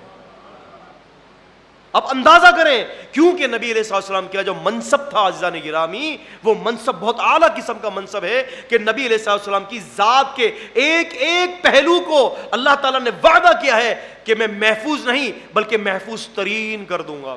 دیکھیں مغیرہ بن شعبہ رضی اللہ تعالی عنہ یہ کہتے ہیں کہ بعثنی رسول اللہ صلی اللہ علیہ وسلم الی نجران، کہ مجھے نبی علیہ السلام نے نجران کی طرف بھیجا. نجران ایک علاقہ تھا، اور انہوں نے کہا کہ فقالوا لی الستم تقرؤون یا اخت ہارون، کیا تم سورہ مریم کی آیت نہیں پڑھتے یا اخت ہارون، اے ہارون کی بہن. اللہ تعالیٰ نے مریم علیہ السلام کو اخت ہارون کہا، اے ہارون کی بہن. تو وہ یہ کہہ رہا ہے کہ یار یہ کیسے ہو سکتا ہے؟ نجران کے عیسائی کہتے ہیں کہ یہ عیسیٰ علیہ السلام کی جو یہ والدہ جو مریم تھیں، یہ ہارون علیہ السلام کی بہن کہاں سے بن گئی؟ حالانکہ ان دونوں کے درمیان تو ایک بہت بڑا لمبا عرصہ ہے. موسیٰ علیہ السلام اور عیسیٰ علیہ السلام کے درمیان ایک لمبا عرصہ موجود ہے. تو یہ پھر ہارون علیہ السلام کی بہن کیسے بن گئی؟ اب کہتے ہیں کہ میں پریشان ہو گیا کہ یار میں کیا جواب دوں. اب مسئلہ ہے قرآن کی تفسیر کا اور قرآن مجید کے ایک لفظ کا یا اخت ہارون کا کیا معنی ہے جس کے ذریعے عیسائی مسلمانوں کو گمراہ کر رہے تھے. یہ کہتے ہیں کہ میں نبی کریم صلی اللہ علیہ وسلم کے پاس آیا. اس کا ذکر امام ابن کثیر رحمہ اللہ فرماتے ہیں سنن ترمذی کے اندر تحفۃ الاحوذی کے ساتھ انٹرنیشنل نمبرنگ کے مطابق حدیث کا نمبر 3155 ہے. وہ کہتے ہیں کہ میں نبی علیہ السلام کے پاس آیا اور کہنے لگا کہ اللہ کے نبی صلی اللہ علیہ وسلم مجھے بتائیے اس کا کیا معنی ہے، کیونکہ فلم ادری ما اجیبہم، مجھے معلوم نہیں ہے کہ میں ان عیسائیوں کو اس آیت کے بارے میں کیا جواب دوں. حالانکہ وہ مناظرہ کر سکتے تھے، لیکن مناظرہ شریعت کے اندر بغیر علم کے بیکار ہے. وہ پھر مناظرہ گمراہیوں کی طرف لے جاتا ہے. ہمارے یہاں لمبے لمبے مناظرے ہوتے ہیں نا، لمبی لمبی کتابوں کے ڈھیر لگے ہوئے ہوتے ہیں. وہ حدیث بیان کر رہا ہوتا ہے، کہہ رہا ہے قال رسول اللہ صلی اللہ علیہ وسلم، قال رسول صلی اللہ علیہ وسلم ان نبی صلی اللہ علیہ وسلم عن النبی صلی اللہ علیہ وسلم. کان پر جوں تک نہیں رینگتی، کیونکہ اس کے نزدیک تو حدیث تو کچھ بھی نہیں ہے نا. امام کا قول اور فعل نقل کر دیا جائے تو بس ختم، خلی بلی، یہی دین ہے سب کچھ. اب یہاں یہ کہہ رہے ہیں کہ جناب علی میں تو پریشان ہو گیا، میں نبی علیہ السلام کے پاس آیا اور فاخبرتہ، میں نے اللہ کے نبی صلی اللہ علیہ وسلم کو یہ خبر دی. فقال، تو نبی صلی اللہ علیہ وسلم نے فرمایا کہ الا اخبرتہم انہم کانوا یسمون بانبیائہم، کیا تو نے ان کو یہ بات نہیں بتائی کہ یہ لوگ جب اپنے نبیوں کی یا کسی نیک آدمیوں کو نام لیتے تو اپنے پچھلے نیک نبی کے ساتھ اس کے تعلق کو جوڑ دیا کرتے تھے. حالانکہ بہت زیادہ گیپ ہوتا تھا زمانے کے اندر، لیکن نبی صلی اللہ علیہ وسلم فرماتے کہ اگر کوئی نیک شخص ہوتا تو اس نیک شخص کی نسبت پچھلے نبی کے ساتھ وہ جوڑ دیا کرتے تھے کہ یہ دیکھو یہ نبی کا بھائی ہے، یہ نبی کی بہن ہے، یہ نبی کا جو ہے وہ کو تعلق رکھنے والا ہے۔ نبی صلی اللہ علیہ وسلم فرماتے ہیں کہ یہاں اختہ ہارون جو قرآن نے یہ کہا ہے، یہ نسبی رشتہ داری کی وجہ سے نہیں کہا، بلکہ اس نسبت کی وجہ سے کہا ہے کہ یہ لوگ جو ہے اپنے نیک لوگوں کی نسبت اپنے نبیوں کی طرف کرتے تھے۔ تو پتہ یہ چلا کہ قرآن مجید کی آیت کی منشا جو ہے رسول اللہ صلی اللہ علیہ وسلم نے جو ہے بتائی کہ یہ منشا کیا ہے۔ دیکھیں نا، قرآن مجید کی آیت کو اگر بغیر حدیث رسول صلی اللہ علیہ وسلم کے ذریعے یہ امت سمجھے گی تو امت کے اندر فسادات پھیل جائیں گے۔ البدایہ والنہایہ کے اندر، اور خصوصاً امام ابن اثیر رحمۃ اللہ علیہ نے الکامل فی التاریخ جلد نمبر 10 اور صفحہ نمبر 192 کے اندر ایک واقعہ نقل کرتے ہیں۔ قرآن مجید کی آیت ہے عسیٰ ان یبعثک ربک مقاما محمودا، سورہ عیسیٰ 17 کی آیت ہے کہ قریب ہے کہ تیرا رب تجھے ان قریب مقام محمود تک پہنچا دے۔ جب یہ قرآن مجید کی آیت نازل ہوئی تو صحابہ اکرام نے بھی نبی علیہ السلام سے پوچھا تھا کہ اس آیت کا معنی کیا ہے، لیکن امام ابن کثیر اور ابن اثیر رحمۃ اللہ علیہ بڑا ایک عجیب واقعہ نقل کرتے ہیں۔ کہتے ہیں کہ امام شافعی کے اصحاب اور امام مروزی کے اصحاب، امام شافعی اور امام مروزی رحمہم اللہ، دونوں اپنے اپنے وقت کے زبردست قسم کے محدث تھے۔ کہتے ہیں کہ ان کے اصحاب کے درمیان جھگڑا ہو گیا۔ امام شافعی کے جو اصحاب تھے وہ یہ کہہ رہے تھے کہ مقام محمود سے مراد یہ ہے کہ اللہ تعالیٰ نبی کریم صلی اللہ علیہ وسلم کو اپنے ساتھ عرش پر بٹھائے گا، حالانکہ اللہ تعالیٰ عرش پر بیٹھا ہوا نہیں ہے، استوا کیا ہوا ہے۔ اہل السنہ کا یہ عقیدہ ہے۔ اور امام شافعی کے بعد جو امام مروزی کے اصحاب تھے ان کا یہ کہنا تھا کہ نہیں جی، یہاں سے مراد جو ہے وہ یہ ہے کہ اللہ تبارک و تعالیٰ نبی کریم صلی اللہ علیہ وسلم کو مقام محمود دیں گے، یعنی شفاعت عظمیٰ دیں گے۔ امام ابن کثیر فرماتے ہیں کہ دونوں کے درمیان لڑائیاں ہوئیں، سخت ترین لڑائیاں ہوئیں، حتیٰ کہ لڑائی کے بعد ایسا معاملہ پہنچ گیا کہ قتل و غارت تک یہ مسئلہ پہنچا اور لوگ قتل کیے گئے۔ امام ابن کثیر فرماتے ہیں ان للہ و انا الیہ راجعون، اگر ان کو محمد الرسول اللہ صلی اللہ علیہ وسلم کی اس آیت کی تفسیر کے اندر حدیث معلوم ہوتی کہ نبی صلی اللہ علیہ وسلم فرماتے ہیں کہ یہاں مقام محمود سے مراد یہ ہے کہ مجھے شفاعت عظمیٰ نصیب کی جائے گی، تو کہتے ہیں کہ ان کے درمیان کبھی بھی لڑائیاں نہ ہوتی۔ اس سے یہ پتہ چلتا ہے، ایک بات یہ پتہ چلی، نقطہ نمبر 1 کہ اللہ کے نبی صلی اللہ علیہ وسلم کی حدیث قرآن کی تفسیر کرتی ہے۔ نقطہ نمبر 2 کہ حدیث کبھی بھی اختلافات کو پیدا نہیں کرتی۔ نقطہ نمبر 3 اختلافات اس لیے ہوتے ہیں کہ حدیث نہیں ہوتی۔ اور نقطہ نمبر 4 جب حدیث ہوتی ہے تو قرآن کی اصل منشا کو سمجھنے کے لیے یہی کافی ہو جاتی ہے۔ تو عزیزان گرامی، ہمیں اس بات کا علم ہو گیا کہ قرآن مجید کے فہم کو سمجھنے کے لیے محمد الرسول اللہ صلی اللہ علیہ وسلم کی حدیثیں کتنی ضروری ہیں۔ دیکھیں قرآن مجید نے یہ کہا لَمَسْجِدٌ أُسِّسَ عَلَى التَّقْوَى مِنْ أَوَّلِ يَوْمٍ، سورہ توبہ سورہ نمبر 9 کی آیت نمبر 108 ہے کہ یہ جو مسجدیں ہیں، یہ مسجد جو ہے یہ تقوی کی بنیاد پر کھڑی کی گئی ہے پہلے دن سے ہی۔ 2 گروہ تھے صحابہ اکرام کے درمیان، ایک بنی عوف تھے اور ایک گروہ تھا خدری کا۔ ان دونوں کے درمیان امام احمد بن حنبل رحمۃ اللہ علیہ مسند احمد میں فرماتے ہیں کہ دونوں گروہ کے درمیان شدید جو ہے وہ اختلاف ہوا، اور دونوں گروہ نے یہ کہا کہ بھئی یہ کون سی مسجد ہے، اور ابن عوف نے، بنی عوف گروہ نے یہ کہا کہ یہاں سے مراد جو ہے قباء مسجد ہے، اور خدری گروہ نے یہ کہا، قبیلے نے کہا کہ یہاں سے مراد جو ہے نبی علیہ السلام کی مسجد ہے۔ انہوں نے کہا کہ ہم ایک کام کرتے ہیں، ہم نبی علیہ السلام کے پاس جاتے ہیں، اللہ کے نبی صلی اللہ علیہ وسلم اس مقید چیز کی تشریح کر دیں گے۔ ایک مقید عمل ہے کہ بھئی کون سی مسجد ہے، اس کی کوئی شرح نہیں کی گئی قرآن مجید میں۔ یہ لوگ نبی علیہ السلام کے پاس آئے اور کہنے لگے کہ اللہ کے نبی صلی اللہ علیہ وسلم، ہم میں سے ایک گروہ یہ کہتا ہے کہ یہاں سے مراد جو ہے وہ مسجد قباء ہے، اور دوسرا گروہ یہ کہتا ہے کہ یہ مسجد نبوی ہے، آپ فیصلہ کر دیں کہ قرآن کی آیت سے مراد کیا ہے۔ آپ سب نے فرمایا کہ یہ جو آیت ہے لَمَسْجِدٌ أُسِّسَ عَلَى التَّقْوَى مِنْ أَوَّلِ يَوْمٍ إِنَّ هَذَا مَسْجِدِي، آپ نے فرمایا کہ یہ میری مسجد ہے، مسجد نبوی ہے۔ اللہ تعالیٰ نے اس کے بارے میں فرمایا ہے کہ اس کی بنیاد پہلے روز سے تقوی پر رکھی گئی ہے۔ تو عزیزان گرامی، قرآن کا فہم کس طرح سے حاصل ہو سکتا ہے؟ آپ دیکھیں، اگر قرآن مجید کو اگر آپ سمجھنے کے لیے حدیث کو چھوڑ دیں گے تو آپ پھر قرآن مجید کی کسی بھی آیت کی منشا کو نہیں پہنچ سکتے۔ قرآن مجید سورۃ الفیل سورہ نمبر 105 آیت نمبر 5 1 سے لے کر 5 تک، الم تر کیف فعل ربک باصحاب الفیل، اے نبی کیا آپ نے دیکھا کہ آپ کے رب نے ہاتھی والوں کے ساتھ کیا کیا ہے؟ الم یجعل کیدہم فی تضلیل، کیا ان کی چالوں کو بیکار نہیں کر دیا؟ وارسل علیہم طیر ابابیل، پرندے بھیجے ان کے اوپر جھنڈ کے جھنڈ، اور وہ اپنی چونچوں یا اپنے پنجوں کے ذریعے ان کے اوپر کنکر پھینکتے، فجعلہم کعصف مأکول، ان کو کھایا ہوا بھوسا کر دیا۔ اب اگر آپ حدیث کو تھوڑی دیر کے لیے چھوڑ دیں، اب ہم یہ تعین کرتے ہیں یہاں پر بیٹھ کر کہ جی یہ کون لوگ تھے۔ سوال نمبر 1، اصحاب فیل کون لوگ تھے؟ سوال نمبر 2، کس وجہ سے نکلے تھے؟ سوال نمبر 3، کیوں برباد کر دیا گیا تھا ان کو؟ سوال نمبر 4، ان کے ارادے کیا تھے؟ قرآن مجید خاموش ہے۔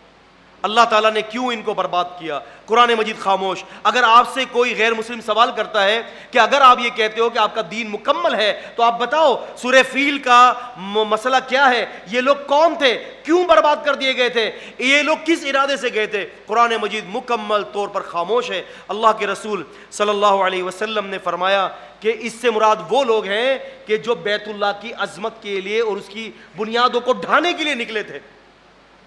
آپ نے تشریح کی، سیدنا عبداللہ بن عباس سے تشریح کی ہے اس کی کہ دیکھو یہ وہ لوگ تھے جو مکے کے اندر گئے اور ان کا ارادہ یہ تھا، بڑے بڑے ہاتھی لے کر گئے، ہاتھیوں کے پیروں میں رسی ڈالی اور یہ رسی جو ہے مسجد بیت اللہ کی بنیادوں کی طرف باندھا جائے، اور پھر اگر ہاتھی کو پیچھے سے مارا جائے تو ہاتھی کیسے بھاگتا ہے، تو اس طرح سے جو ہے وہ بیت اللہ کی بنیادوں کو ڈھا دیا جائے۔ اللہ تعالیٰ فرماتے ہیں کہ میں نے ان کی چالوں کو بیکار کر دیا۔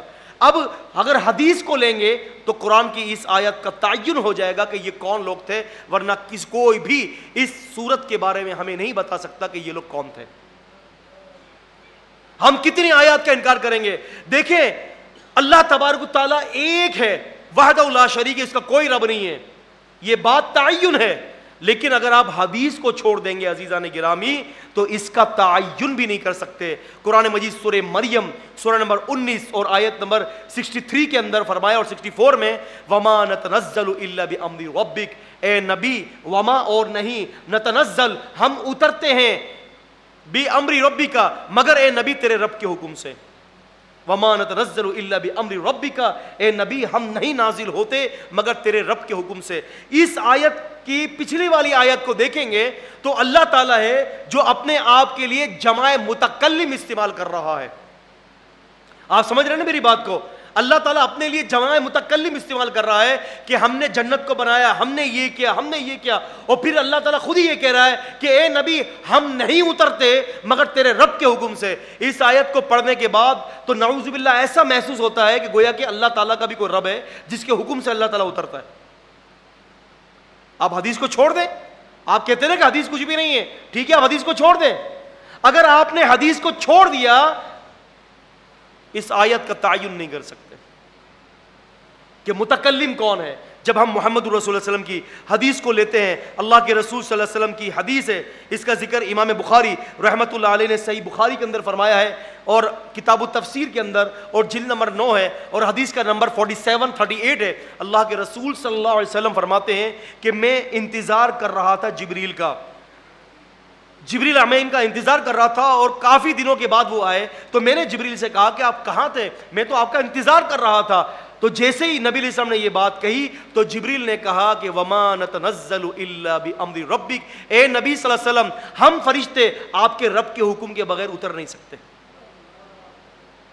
اس سے یہ پتہ چلا کہ قرآن مجید کی آیت کا تعین محمد الرسول صلی اللہ علیہ وسلم کے ذریعے ہوگا، اللہ کے نبی صلی اللہ علیہ وسلم کریں گے۔ قرآن مجید کا تعین کہ قرآن مجید کے جو ہے اس کا اصل تعین، اس کے معاملات کیا ہیں، اس کو کس طرح سے جو ہے ایک خاص آیت کو عام کی طرف لے جائے، ایک عام آیت کو خاص کی طرف لے جائے، ایک مقید مسئلہ ہے، اس مقید کی تقعید کو کیسے دور کیا جائے، یہ سب کچھ کام نبی علیہ السلام کا ہے۔ امام شاطبی نے فقہ کے اصولوں کے اوپر ایک بڑی زبردست مایہ ناز اصول فقہ پر ایک کتاب لکھی ہے، اس کا نام ہے الموافقات۔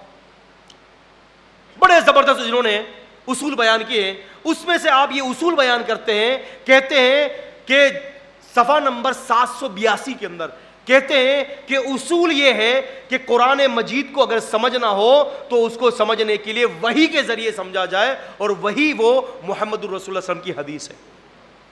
اب ہمیں پوائنٹ یاد رکھنا ہے، قرآن کو اگر سمجھنا ہے تو محمد الرسول صلی اللہ علیہ وسلم کے ذریعے سمجھنا ہے. پہلی بات پوائنٹ. دوسرا پوائنٹ یہ ہے کہ اگر نبی علیہ السلام کی حدیث کو سمجھنا ہے تو صحابہ اکرام کے فہم کے ذریعے سمجھنا ہے.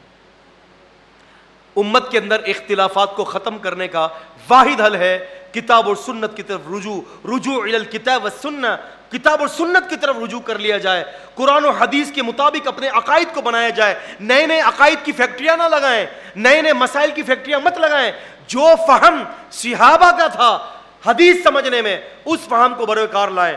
میرے پاس چند منٹ ہے, میں یہاں پر ایک بات ضرور کہتا چلوں. صاحب علم لوگ موجود ہیں, میں نے عرفان بھائی سے کہا تھا اس ٹاپک پر کبھی گفتگو کریں گے. ٹاپک جو ہے وہ یہ ہے جس کو میں سرسری طور پر آپ کو سمجھانا چاہتا ہوں. یاد رکھیں, قرآن مجید کو سمجھنے کے لیے, قرآن مجید کی آیت کو سمجھنے کے لیے جدید سائنس کا سہارا مت لیں. فہم تم؟ جدید سائنس کا سہارا کبھی بھی مت لیں. ہمارے یہاں کیا کرتے ہیں کہ قرآن مجید کی اگر کوئی آیت فار ایگزامپل علم ایسٹرونومی کے اوپر دلالت کرتی ہے, ایمبرائیو کے اوپر دلالت کرتی ہے, یا آسٹریولوجسٹ کے اوپر دلالت کرتی ہے, تو فوراً ماڈرن سائنس اٹھا کر لاتے ہیں اور کیا دھڑلے سے کہتے ہیں کہ یہ آیت اس کے بارے میں 1400 سال تک لوگوں کو علم نہیں تھا, آج کی ماڈرن سائنس نے اس کے بارے میں پروف کر دیا. ان للہ و انا الیہ راجعون. عزیزان گرامی, بات یہ ہے کہ کوئی بھی بڑے سے بڑا اسکالر ہو, میں آپ کو کھل کر یہ بات کہتا چلوں, دیکھیں میں نام لے کر تردید نہیں کروں گا لیکن اشارہ ہی کافی ہوتا ہے. جو ہمارے یہاں بڑی بڑی ڈیبیٹس جو ہوتی ہے نا, قرآن اینڈ ماڈرن سائنس کمپیٹیبل اور انکمپیٹیبل, حدیث اینڈ ماڈرن سائنس کمپیٹیبل اور incompatible, Quran and science, Quran and Bible and modern science, یہ ساری لغویات ہیں. وجہ اس کی کیا ہے کہ ماڈرن سائنس کے ذریعے قرآن کو نہیں سمجھا گیا, کیونکہ سائنس جو ہے انسانی تجربوں کا نام ہے اور انسانی مفروضوں کا نام ہے, اور قرآن و حدیث آسمان سے اتری ہوئی وہی ہے جس کے اندر سے غلطی کے امکانات نہیں ہوتے, اور جو اس میں غلطی کا امکان بھی رکھتا ہے تو وہ کافر ہے. لیکن سائنس کے 3 مفروضے ہوتے ہیں. نمبر 1, سائنس کے اندر غلطی ہو سکتی ہے. نمبر 2, جیسے ہی پیچھے سائنسدان نے تحقیق کی اس کو ایسے ہی آگے بڑھا دیا جائے. نمبر 3, یہ صحیح بھی ہو سکتی ہے اور غلط بھی ہو سکتی ہے. اب ایسے مفروضے کو آپ اٹھا کر قرآن مجید کے ذریعے اس کی تشریح کر رہے ہیں. آپ اندازہ کریں, اللہ معاف کرے, اپنے چیز کے لیے دلیل پیش کرتے ہیں, کہتے ہیں کہ دیکھو قرآن مجید نے کیسے ایمبرائیولوجی, مسائل جنین کے اوپر گفتگو کی ہے کہ ماں کے پیٹ میں بچہ کیسے پیدا ہوتا ہے. نبی علیہ السلام کے دور میں تو اس کا فہم ہی نہیں تھا, اور آج یہ 1400 سال کے بعد جو ہے, آج ڈاکٹر پروفیسر کتمور نے اور ڈاکٹر تیجسن نے اور ڈاکٹر مرائز بکائی نے اس کے بارے میں جو بات بتائی, آج سے پہلے کبھی بھی کسی کو خبر نہ تھی. اگر یہی بات ہے تو آپ پھر اس چیز کو مان لیں, نعوذ باللہ من ذالک, کہ قرآن کی اس آیت کے بارے میں جو فہم نبی علیہ السلام کے پاس نہیں تھا, جو فہم صحابہ اکرام کے پاس نہیں تھا, آج وہ فہم عیسائیوں, یہودیوں اور نجس لوگوں کے پاس, سائنسدانوں کے پاس وہ فہم آ گیا ہے جو فہم نبی علیہ السلام کے پاس نہیں تھا. یہ بات آپ کو ماننی پڑے گی. میرے ایک جگہ پر مناظرہ ہوا, ڈیبیٹ ہوئی ہے, تقریباً 3.5 گھنٹے کی ڈیبیٹ تھی اسی موضوع پر. انہوں نے یہ کہا کہ قرآن مجید کو سمجھنے کے لیے ماڈرن سائنس جو ہے is a very important, even most important. کہتے ہیں کہ بہت زیادہ امپورٹنٹ ہے یہ, کیونکہ آپ قرآن مجید کو نہیں سمجھ سکتے, کیونکہ اس میں بہت ساری ایسی فلکیات کی آیات ہیں, ایمبرولوجی کی آیات ہیں, آپ کے لیے ضروری ہے. اور پھر اپنی بات کی دلیل دیتے ہیں. قرآن مجید سے سورہ فصلت 41ویں آیت سے, سنوریہم آیاتنا فی الآفاق وفی انفسہم حتی یتبین لہم انہ الحق. کہتے ہیں کہ اللہ تعالیٰ فرماتا ہے ہم عنقریب اپنی نشانیاں ان کو افق پر دکھائیں گے اور ان کو ان کی جانوں بھی دکھائیں گے, یہ جان جائیں گے کہ یہ قرآن حق ہے. کہتے ہیں کہ دیکھو خود قرآن نے کہا ہے کہ ہم عنقریب اپنی نشانیاں دکھائیں گے, تو دیکھو آج اللہ تعالیٰ ان سائنسی علوم کے ذریعے اپنی نشانیاں دکھا رہا ہے. یہ زبردست گمراہ کن عقیدہ ہے. یہ قرآن کی وہ تفسیر کی گئی ہے, وہ تعبیر کی گئی ہے جو اسلاف کے اندر نہیں تھی. یہ لفظ جو ہے نا سنوریہم, سین کے اوپر زبر ہے. عربی کے اندر استقبال کے لیے وقت قلت اور وقت کثرت کے لیے 2 لفظ استعمال کیے گئے ہیں. وقت قلت کے لیے سا اور وقت کثرت کے لیے سوفا. سوفا جو ہے ان قریب, اس کا معنی بھی یہی ہوتا ہے, اور سا اس کا معنی بھی ان قریب ہوتا ہے, لیکن سوفا کے مقابلے میں سا جو ہے وقت قلت کے لیے استعمال کیا جاتا ہے. یہ ابتدائی عربی گرامر کی کتابوں کے اندر یہ بات مرقوم ہے, اہل علم اس بات کو جانتے ہیں. اللہ تعالیٰ کہہ رہا ہے ان قریب میں اپنی نشانی ان کو اوپر اور ان کی جانوں میں دکھاؤں گا. کب دکھائے گا؟ 1400 سال بعد نہیں, یہ نزول کے اعتبار سے یہ 60 یا 61ویں سورت ہے. نزول اعتبار سے, نزول کے اعتبار سے اللہ تبارک و تعالیٰ نے اپنی نشانیاں اوپر اور انسان کی جانوں کے اندر سورہ فتح کے اندر دکھا دی, اور دوسری صورتوں میں دکھا دی. جو سورت نزول کے اعتبار سے 99, جو سورت نزول کے اعتبار سے جو ہے جناب علی 72ویں سورت ہے, جو نزول کے اعتبار سے سورت نمبر 82 ہے, ان تمام صورتوں کے اندر اللہ تعالیٰ نے بتا دیا کہ تمہاری جانوں کی نشانی یہ ہے کہ تمہیں فتح مکہ نصیب ہوگا, اور تمہیں اوپر نشانی یہ ہے کہ اللہ تبارک تعالیٰ نے قرآن میں یہ ذکر کر دیا کہ ہم نے آسمان کو, چاند, سورج کو کس طرح سے پیدا کیا, اس کو ہم نے کیسے مزین کیا. اللہ پاک نے اپنی کتاب کے اندر ہی اس کو مکمل کر دیا ہے. اپنی کتاب کی تشریح نبی کے حوالے کرتا ہے, اپنی کتاب کی تشریح کسی سائنسدان کے حوالے نہیں کرتا. وہ آج بہت بڑا گمراہ کن عقیدہ ہے یہ. آج آپ دیکھتے ہیں انٹرنیشنل فورم کے اوپر یہ تقریریں کی جاتی ہیں, بڑے بڑے اسکالرز تقریر کرتے ہیں, Quran and modern science compatible and compatible. Quran اور جدید سائنس آپس میں مطابقت رکھتے ہیں کہ نہیں؟ اللہ کی قسم جو اس پر تفسیریں لکھی گئی ہیں گمراہ کن تفسیریں ہیں. جو اس پر لیکچرز دیتے ہیں وہ سارے گمراہ کن لیکچر دیتے ہیں. سائنس کے ذریعے اگر آپ کسی کو مسلمان کرو گے تو پھر اس کی مثال ایسی ہوگی کہ گویا کہ گٹر کے نالی کے ساتھ جو چھوٹے چھوٹے پودے اگتے ہیں نا, ان کی مثال ایسی ہوگی جیسے ہی کوئی تیز آندھی آئے گی لے کر چلا جائے گا. ہمارے آبزرویشن کے اندر 5 لڑکے ایسے ہیں جو سائنس پڑھ کر مسلمان ہوئے, سائنس کی اسٹیٹمنٹ تبدیل ہوئی, وہ سارے کے سارے دوبارہ مرتد ہو گئے. سائنس کو پڑھا کر کسی کو کافر نہ کریں. یہ مجھ سے پوچھتے ہیں کہ میمن صاحب دیکھیں بات یہ ہے کہ یہ کافر اور یہ جو دہریے ہیں یہ نہیں مانتے قرآن کو, آپ ان کو قرآن پیش کریں گے وہ نہیں مانیں گے, ان کو سائنس پیش کریں. میں نے کہا میرے لیے اصول دعوت کا اصول میرے نبی کا کافی ہے. میرے نبی صلی اللہ علیہ وسلم کے سامنے یہود بھی تھے, میرے نبی علیہ السلام کے سامنے نصارہ بھی تھے, میرے نبی صلی اللہ علیہ وسلم کے سامنے دہریے بھی تھے, کفار مکہ بھی تھے, کفار قریش بھی تھے, اور بڑے بڑے منطقی لوگ تھے, بڑے بڑے علوم اور فنون پر ماہر رکھتے تھے. اللہ کے نبی صلی اللہ علیہ وسلم نے کبھی ان کو ان کی زبان اور ان کے فنون سے بات کی کبھی ان سے, بلکہ ہمیشہ اللہ کے نبی نے قرآن اور حدیث پیش کیا. لقد کان لکم فی رسول اللہ اسوۃ حسنہ, احزاب 33 کی 21, کہ تمہارے لیے نبی اسم کی زندگی میں بہترین نمونہ ہے. عزیزان گرامی, کسی کو بھی ماڈرن سائنس پیش مت کریں اللہ کے لیے, کیونکہ یہ ماڈرن سائنس تو وہ چیز ہے کہ اس کی اپنی کوئی چیز نہیں ہے, وہ تو کبھی تبدیل ہوتی ہے. کبھی کہتے ہیں کہ زمین ساکن ہے. آپ کو معلوم ہے کہ 2000 سال تک دنیا عیسائیت کے دنیا کے اندر یہ ایک زبردست طریقے سے فیکٹ تھا کہ زمین ساکن ہے. 2000 سال تک جو لوگ یہ کہتے ہیں نا, چاہے وہ ذاکر بھائی ہوں, یا چاہے وہ احمد دیدار صاحب ہوں, یا چاہے وہ جو ہے وہ ارشد مدنی صاحب ہوں, یا چاہے کوئی مکی صاحب ہوں, یا کوئی بھی ہو, کوئی بھی اگر یہ کہتا ہے کہ سائنس جو فیکٹ بیان کرتی ہے وہ قرآن اور حدیث کے خلاف نہیں ہو سکتی, اللہ کی قسم میں حلفیہ طور پر کہتا ہوں کہ سائنس کبھی فیکٹ بیان کر ہی نہیں سکتی.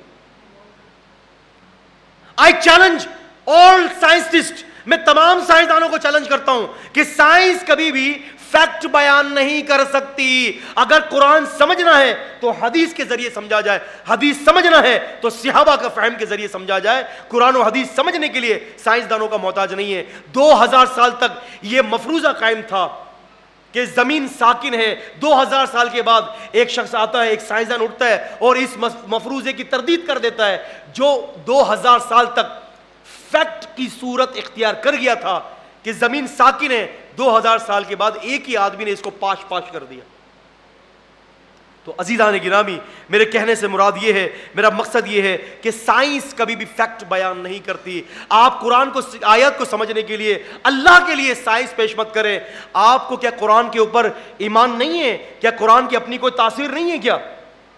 یہاں پر اگر آپ کہیں تو میں ایک چھوٹا سا واقعہ نقل کر دوں, صرف 3 منٹ ہے میرے پاس, پھر اپنی بات کو اختتام کرتا ہوں کہ قرآن کی کیسی تاثیر ہے. امام عبد الغنی المقدسی رحمۃ اللہ علیہ کے بارے میں حافظ ذہبی رحمۃ اللہ علیہ نے سیر اعلام النبلاء میں کہتے ہیں کہ عبد الغنی المقدسی رحمۃ اللہ علیہ کسی کے یہاں پر جو ہے مہمان بن کر گئے. اب آپ ان کے پاس مہمان بن کر گئے تو انہی کے ساتھ جو ہے ایک اور بھی مہمان تھا, اور رات کے وقت جب یہ حافظ عبد الغنی مقدسی تہجد کی نماز کے لیے اٹھے تو اس مہمان کو اٹھایا کہ تم بھی اٹھ جاؤ اور اللہ کی عبادت کرو. اس نے کہا میں نے اللہ کی عبادت نہیں کرنی, خود ہی کرو. صاف منع کر دیا. صبح عبد الغنی المقدسی رحمۃ اللہ علیہ نے ان سے کہا, اپنے میزبان سے کہا کہ یار کس قسم کے آدمی کو میرے ساتھ سلا دیا تھا, میں نے نماز کے لیے اس کو کھڑا کیا, اس نے انکار کر دیا, بہت بری لگی مجھے بات. کہتا ہے کہ یہ آپ کی بات نہیں مانے گا کیونکہ یہ تو سورج کی پرستش کرنے والا ہے, یہ مسلمان نہیں ہے. اس نے کہا اچھا چلو ٹھیک ہے. اب رات گزر گئی. دوسری رات کو امام عبد الغنی المقدسی رحمۃ اللہ علیہ پھر کھڑے ہوئے اور رات کا قیام کیا, اور کہتے ہیں حافظ ذہبی رحمۃ اللہ علیہ کہتے ہیں کہ یہ قرآن کی تلاوت کرتے رہے, جہرن کرتے رہے. چونکہ وہ شخص جو سورج کی پرستش کرنے والا تھا وہ بھی عربی جانتا تھا, وہ جب قرآن کی تلاوت کرتے تو اس کی سانس پھولنا شروع ہو گئی. اتنی سانس پھولی جیسے وہ قرآن کی تلاوت کو موقوف کر دیتے وہ پھر ٹھیک ہو جاتا. اس طرح سے اس کی سانس پھولتی رہی حتیٰ کہ فجر کی نماز پڑھ کر جب تشریف لائے عبد الغنی المقدسی رحمۃ اللہ علیہ, تو وہ سورج کی پرستش کرنے والا جس نے رات کے وقت کچھ قرآن سنا تھا وہ آ کر کہتا ہے کہ عبد الغنی مجھے کلمہ پڑھا دو. میں نے جب یہ قرآن سنا تو میں نے قرآن کو سمجھ لیا اور مجھے پتہ چل گیا کہ یہ حق ہے, حق کے سوا کچھ نہیں ہے. تو قرآن عزیزان گرامی اپنے افہام کے لیے کافی ہے. ہمارے یہاں جو تفاسیر بھی لکھی گئی ہیں, تفسیر القرآن وغیرہ ایک جلد پر آتی ہے, قرآن کو ماڈرن سائنس کے ذریعے سمجھا جائے. اللہ کی قسم میں علماء سے کہتا ہوں اس عقیدے کی تردید کیجئے. قرآن و حدیث محتاج نہیں ہے کسی بھی انسانی تجربے کی. قرآن و حدیث کسی بھی انسانی تجربے کی محتاج نہیں ہے. آپ لوگوں سے گزارش ہے کہ قرآن کو اگر سمجھنا ہے تو اس کا بہترین ذریعہ محمد الرسول اللہ صلی اللہ علیہ وسلم کی حدیث پاک ہے, اور حدیث کو سمجھنا ہے تو صحابہ اکرام رضوان اللہ علیہم اجمعین کے فہم کے ذریعے سمجھا جائے. اور جو صحابہ نے کیا ہے اس عمل کو آپ اپنا حرز جان بنا لیجئے, تو پھر کیا ہوگا؟ فَإِنْ آمَنُوا بِمِثْلِ مَا آمَنْتُمْ بِهِ فَقَدْ اهْتَدَوْا. اگر تم ایمان ایسے لاؤ جیسے صحابہ لاتے ہیں تو تم ہدایت پر آ جاؤ گے. ہدایت کی کنجی کتاب اور سنت میں اور صحابہ اکرام کے فہم کے اندر ہے. صحابہ کا فہم بڑا اعلیٰ فہم ہے. اللہ تعالیٰ سے دعا ہے اللہ تعالیٰ مجھے اور آپ کو کتاب اور سنت کا فہم دے, اسے سمجھنے کی توفیق عطا فرمائے. اقول قولی ھذا استغفر اللہ لی ولکم وللسائر. جزاکم اللہ خیر. اللہم زد